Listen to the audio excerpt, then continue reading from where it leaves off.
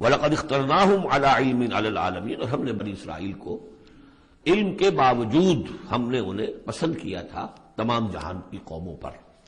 یعنی بنی اسرائیل کی جو بھی خرابیاں یا کوتاہیاں وہ بھی ہمارے علم میں تھیں، لیکن یہ کہ پھر بھی ہم نے انہیں قبول کیا.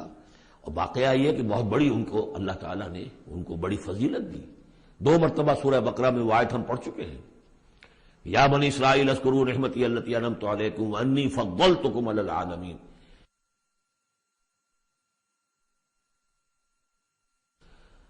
انی فضلتکم علی العالمین، میں نے تمہیں تمام جہان کی اقوام پر فضیلت دی ہے. تو اس میں کوئی شک نہیں، اگرچہ ان کے بڑے بڑے جرائم بھی آئے ہیں جو قرآن مجید میں سورہ بقرہ میں خاص طور پہ بیان ہوئے ہیں، پھر بھی توحید ایک ایسی شے ہے جس کے ساتھ یہ چمٹے رہے. ان کے لیے ان کی جو یوں سمجھیے کہ سواد اعظم جو ہے اس کے ہاں کوئی مشرکانہ جو ہے اوہام پیدا نہیں ہوئے. کوئی عوام میں سے کچھ مبتلا ہو جائیں. انہوں میں سے ایک ہی طبقہ تھا ایک زمانے میں کہ جس نے حضرت عزیر کو خدا کا بیٹا قرار دے دیا تھا، لیکن یہ کہ وہ بھی پوری قوم نے نہیں. اس اعتبار سے اللہ تعالیٰ نے ان کو ایک فضیلت دی تھی.